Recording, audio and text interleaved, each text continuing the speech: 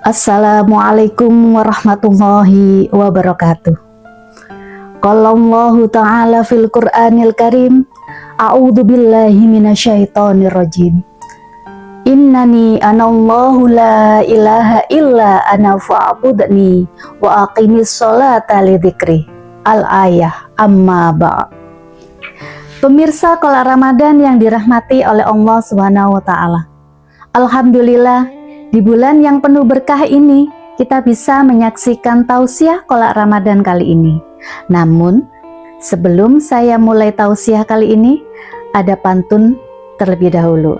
Bilang cakep ya. Qala hangat tersaji rapi, dinikmati saat adzan berkumandang. Ramadan bukan sekedar menahan diri, tapi saatnya sujud makin dikenang. Pemirsa Qala Ramadan yang dirahmati oleh Allah Subhanahu wa taala. Qala itu manis, hangat, dan menenangkan. Tapi ada satu hal yang lebih manis dari qala, lebih hangat dari kebersamaan ini, yaitu sholat kita kepada Allah Subhanahu wa taala. Pada kesempatan kali ini saya akan menyampaikan tentang manisnya Ramadan yang sesungguhnya, yaitu sholat. Ramadan bukan hanya tentang menahan lapar dan dahaga, tetapi tentang memperbaiki hubungan kita dengan Allah Subhanahu wa taala. Kita tahu bahwa ibadah yang paling utama setelah syahadat adalah sholat. Allah berfirman dalam Al-Quran surah Toha ayat 14. A'udzu billahi minasyaitonir rajim.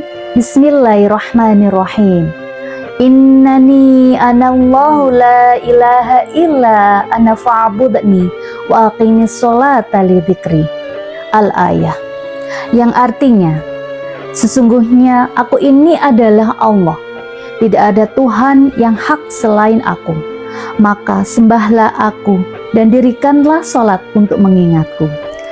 Ayat ini adalah perintah pertama Allah kepada Nabi Musa alaihissalam saat menerima wahyu di lembah tua, yaitu lembah suci yang terletak di kaki gunung Sinai di Tursina. Saat itu Nabi Musa sedang dalam perjalanan malam yang dingin dan gelap bersama istrinya. Melihat api berkobar dan Nabi Musa mendekati api dengan harapan mendapat hangatan atau petunjuk jalan. Ternyata api itu membakar semak. Namun semak tersebut tidak hangus. Api itu bukan api biasa. Ia justru mendapati wahyu dan dialog langsung dari Allah Subhanahu wa taala. Wahyu di ayat ini menegaskan bahwa di tengah bahaya dan rintangan, hanya Allah lah tempat bersandar, dan sholat adalah kekuatan utama seorang hamba. Sholat bukan sekedar ritual fisik, melainkan sarana untuk selalu mengingat Allah dalam hati dan pikiran. Saat dunia membuat kita sibuk, sholat membuat kita kembali pulang kepadanya. Ada kisah teladan tentang sahabat Nabi, yaitu Ali bin Abi Thalib. Suatu ketika beliau terkena anak panah dalam peperangan.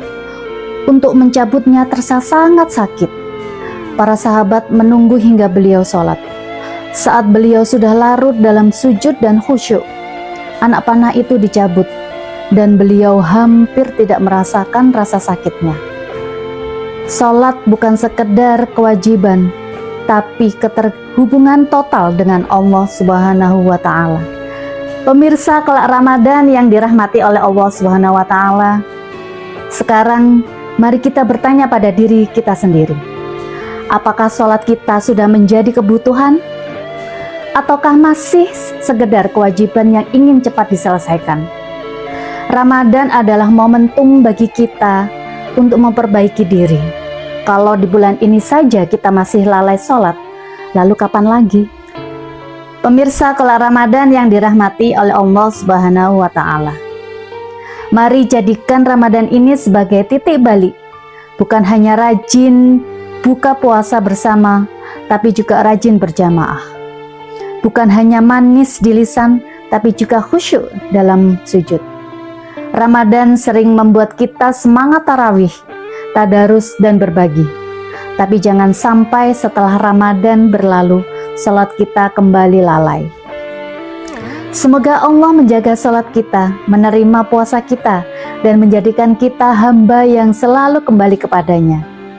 Sebelum saya tutup tausiah kali ini, ada pantun yang akan saya sampaikan kepada pemirsa. Bilang cakep ya. Pergi ke masjid langkah beriring, hati tenang penuh cahaya. Ramadan datang janganlah kering, jaga sholat sampai akhir usia. Demikian tausiah kali ini.